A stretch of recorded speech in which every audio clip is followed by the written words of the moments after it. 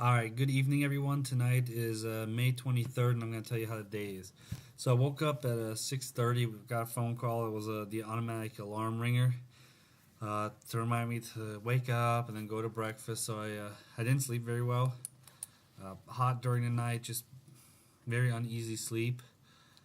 Breakfast was a big buffet, but mostly Chinese stuff. It wasn't very good. The only thing I can really say that I ate was a slice of toast with some jelly, a hard boiled egg, and some bacon. The rest of it, no, it didn't even look good. Uh, we left at 8.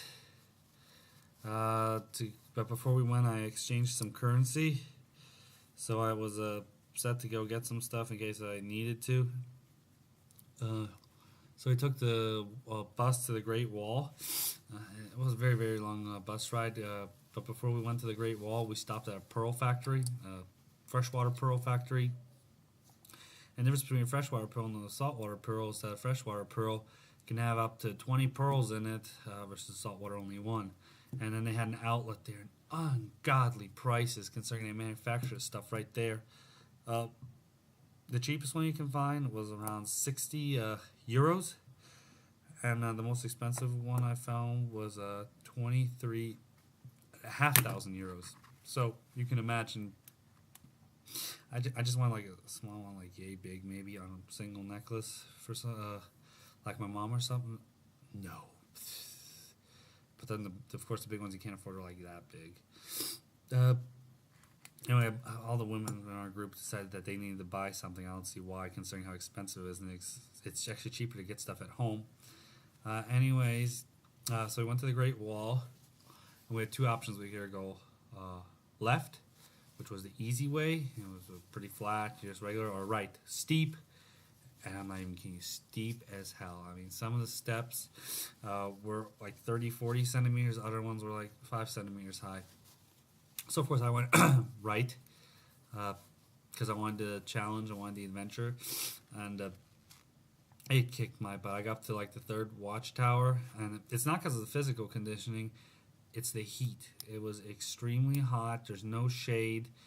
So I only made it up to the third watchtower. And as soon as I had a bottle of water, zero point 0.6 liters, I finished that by the time I got to the top. Then I bought a Gatorade, another zero point 0.6, finished that on the way down to get some electrolytes. But still, it was just murder. And I still have a headache, even though I wore a hat and sunglasses. I believe I had heat exhaustion based on my symptoms. So once I got down, went to the gift shop, got some stuff there. Waited to get on the bus to leave for lunch, and I just felt horrible. And then lunch was at a copper vase factory. Upstairs they had food, downstairs they sold just about everything money can buy when it comes to copper vases. And the food was actually good. It was the first good Chinese food I had in China, I should say. Their sweet and sour pork was outstanding. But I wasn't as hungry as I could have been because I was just dying of heat. And I was taking my pulse and stuff, and it was just, considering I was sitting, it was sky high. So I went to the bathroom, took off my shirt, threw it in the sink, soaked my head, everything, put the shirt back on just to try and cool down. And that really, really made the difference. About 10 minutes later, I felt great. Well, I wouldn't say great, but I felt better. Went ahead then, looked downstairs, and very expensive once again, considering they make this stuff here. But this time I can understand it's all handmade. You can actually watch them make it in like the next room over. I have pictures of that. Some very, very nice vases. I mean, if I had chump change lying around, they'd be mine. The most expensive one I found was 15.8 million yuan, which is the Chinese currency. So divide that by 7 and you'll have the euro value. That's still expensive as can be. What else is there? So I looked around, didn't really get much. Got one little thing there. And then when we were going in the bus, our shitty guide decided to count. She's like, "Okay, we're all here." And the bus starts going. We're like, "Wait a minute, we're missing the guy." And sure enough, we missed. And then she's like, "Oh, okay, I miscounted. Too bad." So then we stopped and got him, which just shows how much she cares. And she barely talks. I mean, she every time we go somewhere, you have this time, come back, and she just goofs off on her phone or talks to other guides and stuff. So that's not how it's done. So and in addition to the Great Wall, only one person actually went to the top. He's a triathlete and ultra marathon runner. He's been doing it for 30 years, so I didn't feel that bad that he beat me. Uh, and I would have loved to go to the top if I had more time and wouldn't have felt the headache and everything because of the heat. But anyways, we went to the Ming Graves after lunch. Uh, Only two buildings were open, which I thought was kind of sad and pathetic considering how big the complex is. So took pictures, waited there half an hour, then okay, get on bus. After that, we went to the walkway where the emperor would used to walk, and he's got the marble statues. So walked by them, took pictures there.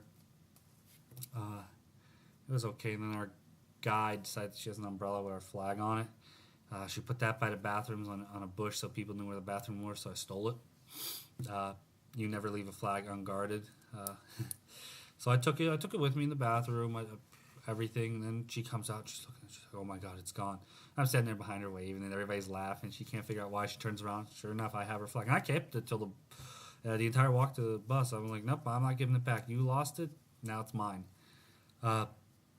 So I started giving the tour and I actually talked. I have no idea what I was talking about. I was just like, okay, here's a statue of this, here's a statue of that. Oh, look, there's a red gate. Stuff like that. It was entertaining. People laughed. They enjoyed it.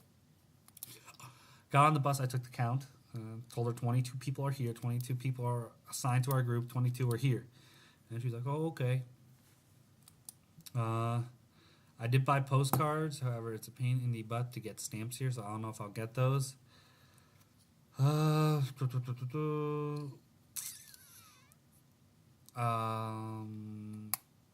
Traffic back was horrible. We stopped at the Olympic Stadium, which I didn't care. I didn't even get out of the bus. And our tour guide would not shut up on the bus. And she wasn't even talking to us. She's talking to the bus. We call him Master Toad because he sounds like a toad when he talks. The entire time when he talks. So a 3-hour bus ride, she would not shut up talking to this guy. Blah, blah, blah, blah, blah, blah, blah, blah, blah. And we're just going, God damn, you don't talk to us, but this guy, you're telling him, you know, your ancestors and your life story going back to God knows which dynasty. And then we finally made it back to the hotel. I got out, threw my stuff in the room and said, okay, I'm getting dinner. And I didn't want to go down to the bar again. So I went to the Golden Swallow, or Mickey D's. I met Emil in the lobby. He's another guy in our group. He's in his 60s. He's from Switzerland. He's a real cool guy. So he went with me. He's like, hey, can I tag along? I'm like, yeah, I really don't care. And McDonald's was extremely cheap and good. And I know I sound like a horrible person, but the Chinese food here, besides that one place, it just sucks. It's nothing I would eat. The Chinese people at home do it better. And Amy, he's one of the guys that was sick, but he's feeling better. I gave him the pictures because he asked if I could take pictures for him today. Gave him the pictures, stuff like that. I just got out of the shower. The water was black, and I mean black. That's from all the smog, dirt, sweat, and everything that's gotten on me throughout the day, which just shows how bad pollution here is in China. And now I'm just going to relax, watch a little TV. Got to get up tomorrow at 7. Oh, tomorrow is Champions League, and it's at 3 in the morning. Well, actually, technically, it's on the 25th our time.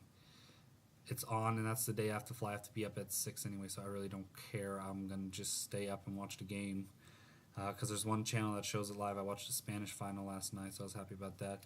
But tomorrow, if I see the boss guy for the thing, I'm going to tell him that our guide sucks. I am not satisfied one bit. All we basically need is a bus driver. I mean, I can tell people, be back at the bus at X amount of time, and we'll leave. I don't need a tour guide to tell me that. So that's about all. And tomorrow we're going to go to the Forbidden City and Tiananmen Square. And it's supposed to rain, so I got my raincoat out. And then at night you can take one of those, it's called, what's it called? The little carts where people drive you by. I'm not going to go. Everything's been so horrible, I really don't care. I prefer, I have a map of the city. I'm just going to go walk around a couple blocks, see how shopping centers and stuff are, and say screw it, I'm not going with the group. So, and tomorrow there's Peking deck to close off the night. So that's about all. I'll tell you how the final day went tomorrow.